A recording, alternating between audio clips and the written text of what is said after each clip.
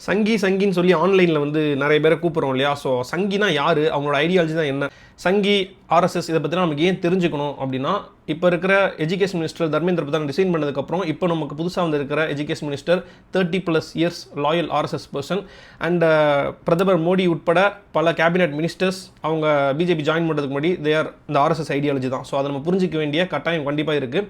So ஆர்எஸ்எஸ்னா Rashtriya சுயம் சேவக் சங், சங்குன்னு வருதுல்ல, so அதனால தான் அவங்க வந்து அந்த ஐடியாலஜி ஃபாலோ பண்ணுறவங்க சங்கி அப்படின்னு சொல்கிறோம். High buddies, welcome to beyond the uniforms unmasking the RSS. So already வந்து எபிசோட் 0 போட்டாச்சு, அதை நீங்கள் பார்த்துருங்க. ஏன்னா அது ஒரு டிஸ்க்ளைமர் மாதிரி எதை பேஸ் பண்ணி நம்ம பேச போகிறோம், அந்த சீரிஸ் எப்படி இருக்க போகுது அப்படிங்கிற அந்த வீடியோ வந்து நான் பின் பண்ணி வச்சுறேன். இந்த சீரிஸ் முடிகிற வரைக்கும் எல்லாருமே அதை டிஸ்க்ளைமராக யூஸ் பண்ணிக்கோங்க. இது வந்து எபிசோட் 1.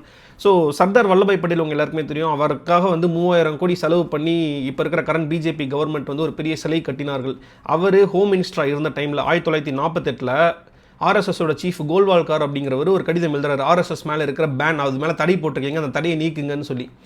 அதுக்கு சர்தார் வல்லபாய் பட்டேல் செப்டம்பர் 1, 1948 என்ன எழுதுறாருன்னா, அதுக்கு முன்னாடி வந்து ஆர்எஸ்எஸ் ஏன் பேன் பண்ணாங்கன்னா, மகாத்மா காந்தி ஜனவரி 30, 1948 சுட்டு கொல்லப்பட்டார் கோட்சேனால். அதுக்கப்புறம் அதை தொடர்ந்து 4 நாள்லேயே வந்து பிப்ரவரி 4, 1948 ஆர்எஸ்எஸ் பேன் பண்ணப்படுது. அந்த ஆர்எஸ்எஸ் சீஃப் கோல்வால்காரும் வந்து அரெஸ்ட் செய்யப்படுறார்.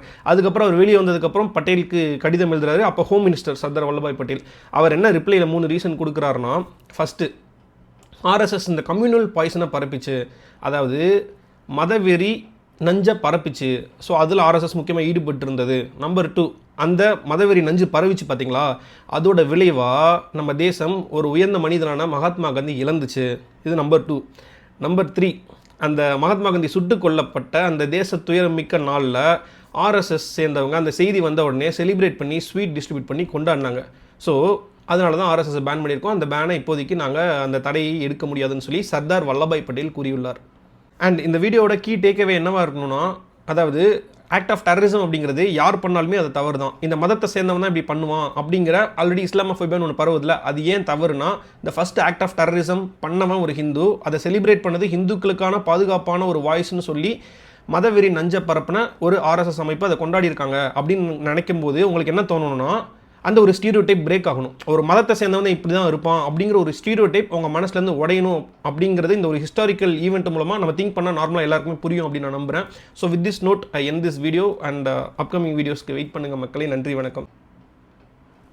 நம்ம கெட்டப்புக்கு முதல் எதிரி வந்து நம்ம முடி தான். முடி முன்னாடி வந்துடுது.